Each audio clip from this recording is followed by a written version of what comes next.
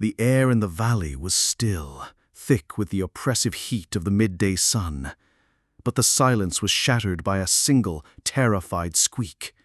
In the dry, crackling grass, a scene of impossible horror was unfolding.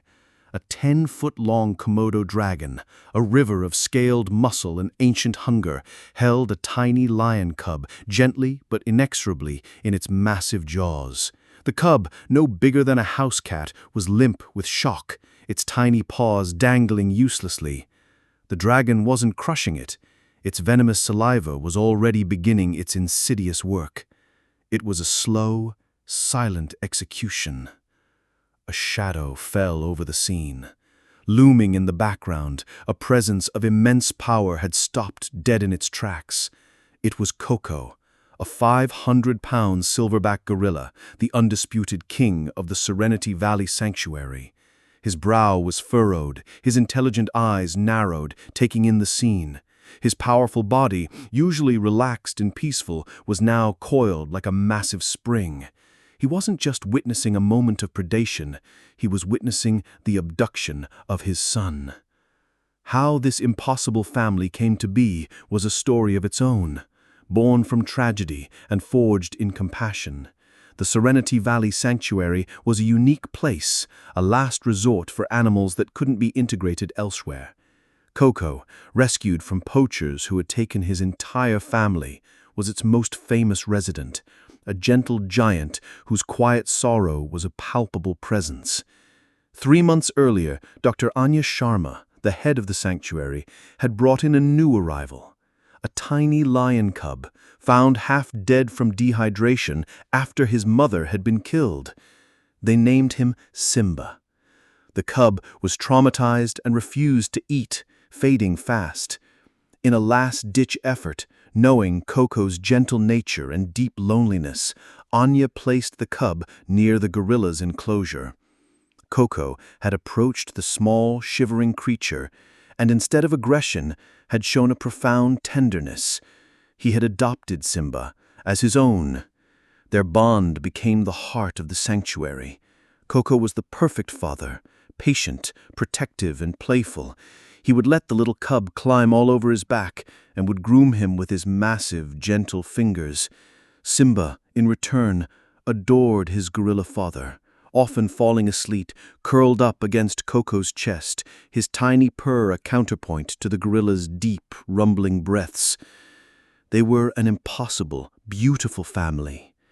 But the sanctuary had another unique resident, Raja, the Komodo dragon. Rescued from the cruel world of the illegal exotic pet trade, the giant lizard was housed in a reinforced enclosure. But that morning, a fallen tree from a storm had created a momentary bridge, and Raja, driven by instincts honed over millions of years, had seized his opportunity. Now, all that history culminated in this one terrible moment. Koko watched as the lizard began to turn, ready to drag its small, precious meal back to the shadows. A sound ripped through the air, a sound unlike any other. It was a chest-beating, deafening tattoo of rage and warning. Koko rose to his full height, pounding his chest with his fists, a display of raw, terrifying power. It was a challenge. He followed it with a roar that was not just a sound, but a physical force, a wave of fury that shook the very ground. The Komodo dragon froze. It was a primeval predator, but its ancient brain understood the new calculus of the situation. The small, easy meal it held now came with a price, a confrontation with a 500-pound enraged silverback. Raja's cold, reptilian eyes swiveled from the cub to the approaching mountain of muscle. Koko didn't charge blindly. He began to move, circling, his steps deliberate and heavy. He was using his intelligence, his presence, his sheer size to intimidate. He kicked up dust, snapped a thick branch from nearby bush as if it were a twig, and roared again, this time a direct, focused blast of sound at his enemy. He was communicating in the only language Raja would understand: overwhelming force. The lizard was a creature of opportunity, not a warrior of pride. It weighed its options. The fight would be costly, perhaps fatal. The meal was not worth it. In a sudden, decisive movement, Raja opened his jaws and dropped the cub onto the grass. He gave Koko one last malevolent hiss before turning and slithering swiftly back toward the breach in his enclosure, disappearing into the undergrowth.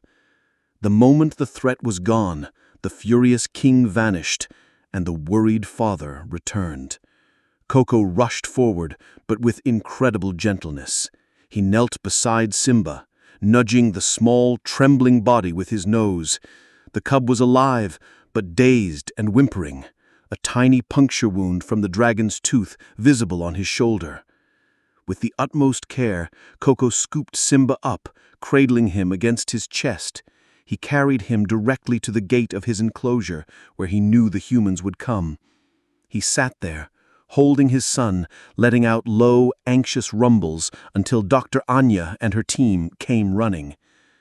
Anya's heart leapt into her throat when she saw the scene.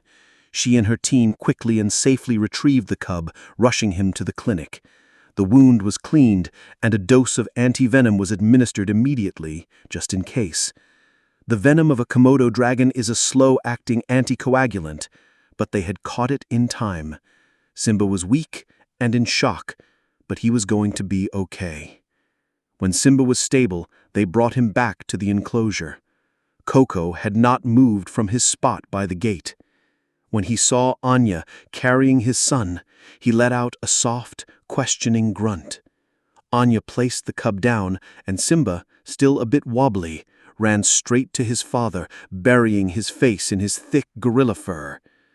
Koko enfolded the cub in his arms, holding him, grooming him, and comforting him with deep, loving rumbles. The bond between them, already strong, had now been sealed in a trial of fire and fury. From that day on, Koko was even more vigilant, rarely letting Simba out of his sight. He was no longer just a playmate and a comforter. He was a proven guardian, a savior. Visitors to the sanctuary would often see a strange and beautiful sight: a magnificent, fully grown lion with a golden mane, resting peacefully, his head laid upon the massive leg of a silverback gorilla. They remained an inseparable family, a king and his prince, a living testament to the fact that fatherhood is not about species, but about a love so powerful it can stare down a dragon and win. Dear friend, thank you for taking the time to follow the story. Don't forget to like and subscribe to the channel to support us.